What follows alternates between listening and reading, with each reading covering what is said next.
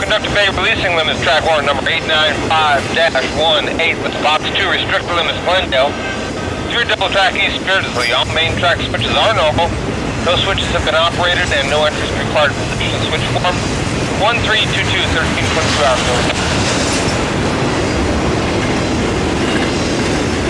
BNSF with North Santa Fe 4384, 4384 ECAST, 40 clear on track 1895-18, 895-18. Restrict limits Glendale, double track TT, ECAST, Beardsley, main 2, TPO track 1322, 1322. All main track switches are in the normal position, no switches operated, no entries required, and switch position form. Is that correct? Yes, that is correct. Thank you.